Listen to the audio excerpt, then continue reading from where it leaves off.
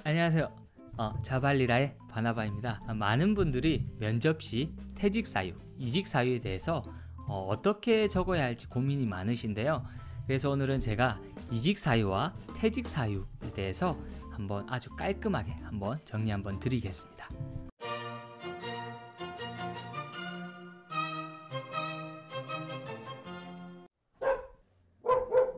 먼저 면접 때 이직 사유, 퇴직 사유를 기업이 물어보는 진짜 이유는요, 바로 기업이 불안하기 때문입니다. 업무적으로는 당신을 뽑아서 함께 일하고 싶은데 이렇게 막상 뽑고 나면 얼마 안 돼서 이 사람이 바로 퇴사하면 어떡하지 하는 불안한 마음이 항상 기업에 있기 때문에 그 불안을 해소하고자 계속해서 확인차 후보자에게 물어보는 질문인 거예요. 이 상황을 조금 쉽게 이야기하면요, 계속해서 연애에 실패하고 자주 헤어진 경험이 있는 어떤 한 사람이 다른 새로운 사람을 만나려고 할 때 이전에 만났던 분과는 왜 헤어졌어요? 라고 의심을 가지고 물어보는 그 의도와 비슷하다는 거예요. 근데 이렇게 걱정이 많은 기업에게 우리가 이전 회사의 업무 강도가 좀 너무 높았습니다, 아니면 이전 회사가 너무 월급이 좀 작았어요, 아니면 직장 상사와 좀 트러블이 있거나 좀 안 맞았다라고 이렇게 이전 회사를 다니면서 이렇게 맞지 않았던 이유에 대해서 조금이라도 언급이 된다면, 이 헤어질까 두려움이 많은 회사는요, 만약 이러한 일이 우리 회사에도 일어난다면 이 사람은 우리를 떠나겠구나 하는 계속된 그런 두려움을 가지고 있다는 거예요. 사실 우리가 이직을 하면서요, 업무 강도, 연봉 문제, 직장 상사와의 트러블 같은 사유가 아니면 직장인들이 회사를 옮길 이유는 거의 없고요, 거의 옮기는 이유가 모두가 비슷비슷하다는 거예요. 실제로 면접관 또한 이직을 할 때 이러한 이유 때문에 회사를 옮기기 때문에, 사실 이 이직이나 퇴사 사유 같은 회사를 옮기는 이유는 어느 정도 서로 다 알고 있는 사실이고요. 그럼에도 불구하고 그분은 면접관이기 때문에 이러한 내용들을 재차 확인해야 하고, 뽑는 사람 입장에서의 불안함 때문에 하게 되는 어쩔 수 없는 질문이라는 거예요. 그럼 우리는 어떻게 상대방, 그러니까 즉 기업에게 이 불안을 줄여줄 수 있느냐가 좋은 이직 사유, 퇴직 사유를 말하는 데 있어서 이렇게 핵심이 된다는 거예요. 그럼 어떻게 말해야 하냐? 첫째가 이러한 퇴사 사유와 같은 부정적인 질문에는요, 이해 가능한 수준의 짧은 답변으로 말하는 것이 가장 좋다는 거예요. 이 질문 자체가요, 굉장히 부정적이기 때문에 우리의 답변이 구체적이고 길어지면 길어질수록 상대방, 즉 기업이 느끼는 불안은 더 커지고 부정적일 수밖에 없다는 거예요.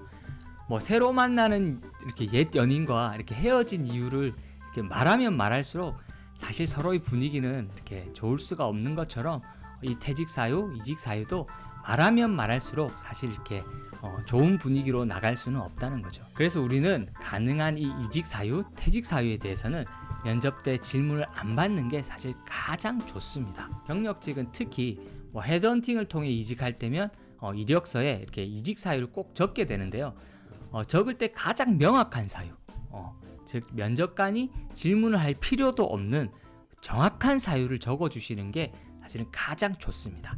예를 든다면 산업 경기가 안 좋아져서 회사 폐업, 구조조정, 예를 든다면 최근에 조선 건설업계의 불황과 같은 그런 이유로 인한 퇴사, 아니면 기업의 신사업부로 일하다가 이렇게 철수한 경우, 아니면 또 젊은 친구 같은 경우는 어떤 군 복무 대체 기간 종료에 따른 자연적인 퇴사, 이런 불가항력적인 이유들, 내가 회사를 떠난 게 아니라 회사가 나를 보내야 하는 이유에 대해서 이력서에 정확하게 적어주시면 더 이상 이 퇴사, 이직 사유에 대해서 기업은 물어보지 않습니다.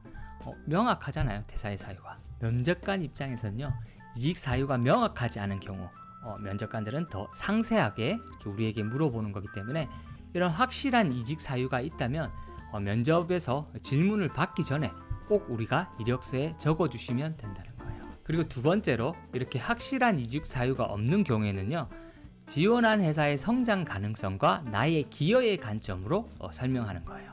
예를 들면 이전 회사에 심각한 어려움은 없었습니다. 업무도 잘 맞았고 회사들 동료들과도 즐겁게 일해왔습니다. 근데 오랫동안 회사에서 일하면서 마음 한속에 이렇게 떠나지 않는 것들이 있었는데 뭐 회사 분위기나 뭐 동료 뭐 이런 것도 좋지만, 동료 관계도 좋지만 저희 다양한 커리어 경험과 성장에 대한 갈증들이 계속 이렇게 남아 있었습니다.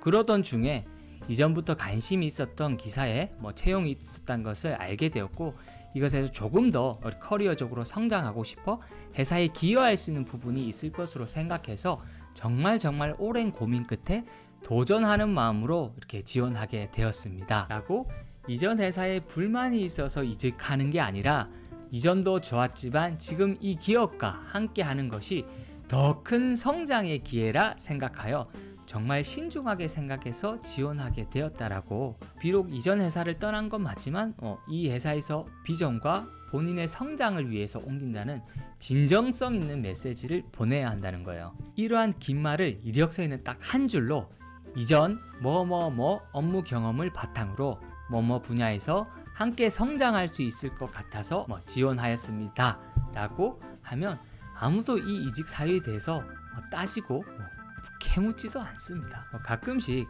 이렇게 확실한 사유를 적었음에도 계속해서 퇴직과 이직 사유에 대해서 꼬투리를 잡으면서 캐묻는 면접관들이 있는데요. 이런 건 정확히 어떤 의미냐면, 여러분의 핵심 역량이 기업이 요구하는 수준이 아니다라는 우회적인 표현인 게요. 조금 아쉽지만 기업 입장에서는 안 뽑을 거기 때문에 계속 부정적인 질문으로 몰아간다는 거예요. 안 뽑을 이유를 기업이 계속해서 만들어 간다는 거죠.